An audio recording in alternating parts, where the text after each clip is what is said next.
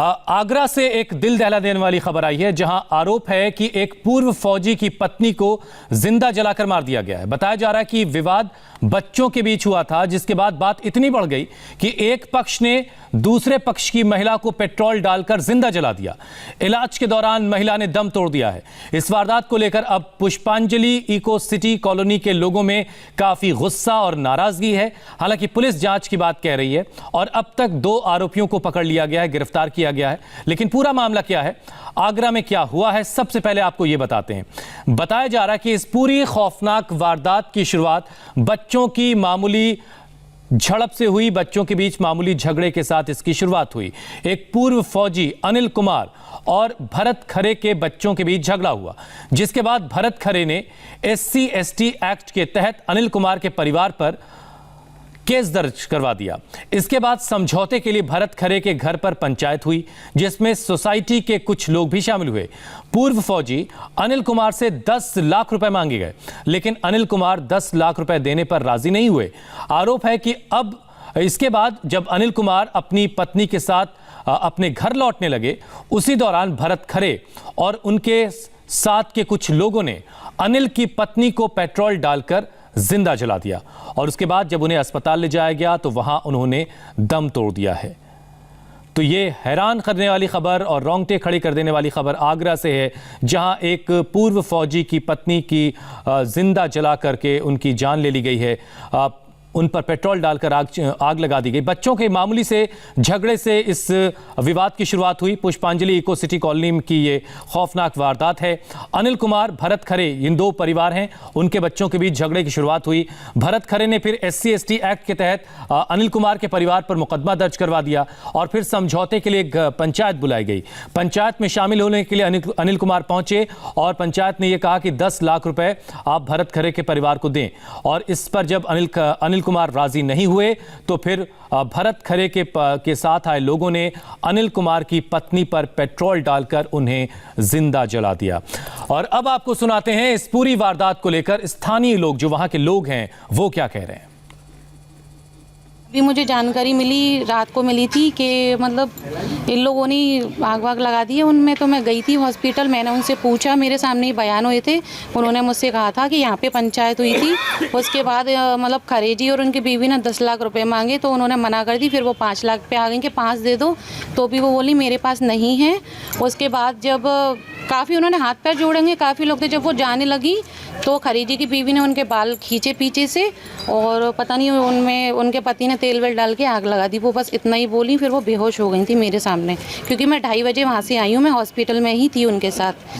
घटना तो 5-6 दिन से चल रही थी। इसमें पता नहीं बच्चों में झगड़ा हुआ था आपस में, तो हल्की सी चोट आई थी बच्चे के, तो हरिजन एक्ट लगा दिया गया था। उनके माँ बाप को पता भी नहीं थी कि क्या बात हुई है क्या नहीं हुई है। उनके ऊपर एक्ट भी लग गया और पुलिस उनके पीछे भाग रही थी कई दिन से। तो वो लोग भागा दौड़ी कर रहे थे अपने बचने के लिए, कि माफ़ी भी मांग रहे थे बार बार।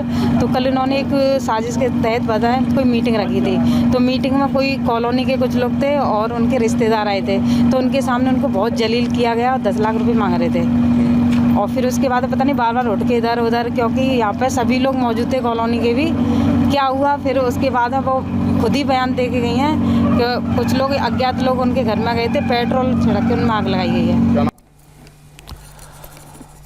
पुलिस पूरे मामले की तफ्तीश में अब जुटी है। सोसाइटी के लोगों से पूछताछ की जा रही है, जिसके बाद अब तक 2 आरोपियों की गिरफ्तारी हो चुकी है।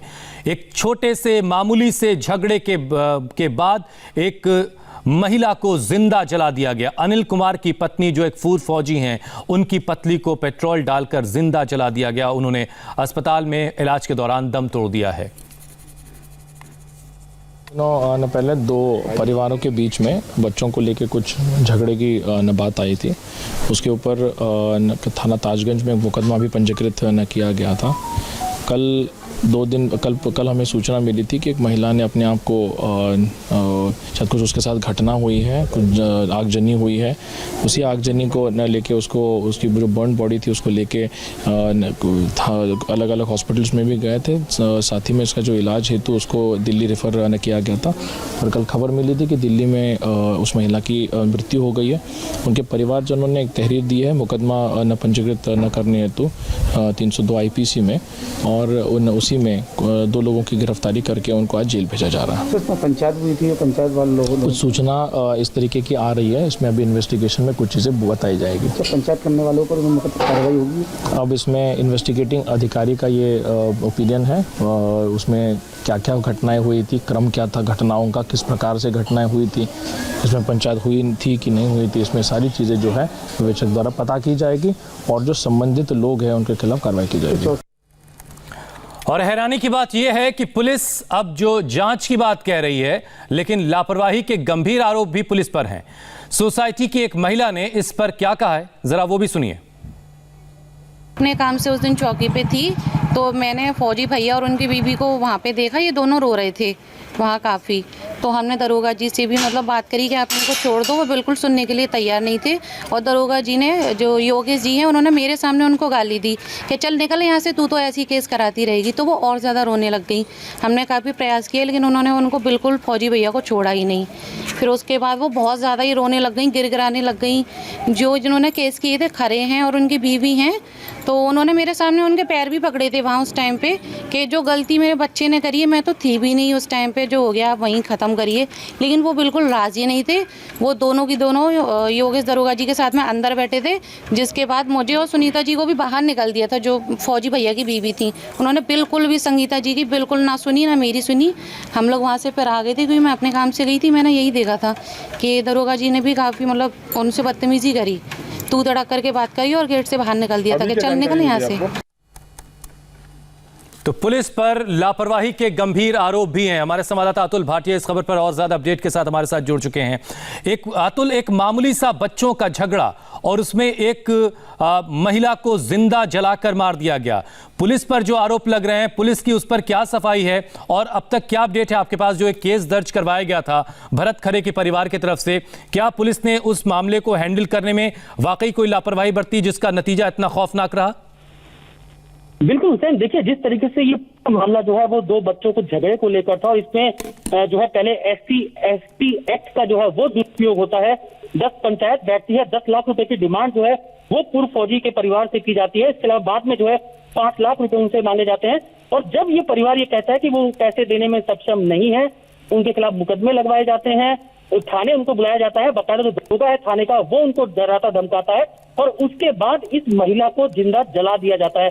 तो दिल्ली तक रेफर किया गया था, दिल्ली में भी ट्रीटमेंट जो है वो। चलिए इंतजार करते हैं कि पुलिस की जांच में आगे क्या निकल कर आता है। लेकिन ये वाकई बेहद खौफनाक खबर कि एक मामूली से झगड़े के बाद एक महिला को जिंदा जलाकर मार दिया गया। बहुत बहुत शुक्रिया अतुल हमारे साथ जुड़ने के लिए। यहाँ एक ब्रेक का वक्त है, लेकिन ब्रेक के बाद यूपी में लगातार हो रहे क्राइम के बीच योगी ने क्या सख्त आदेश दिया है बताएंगे आपको।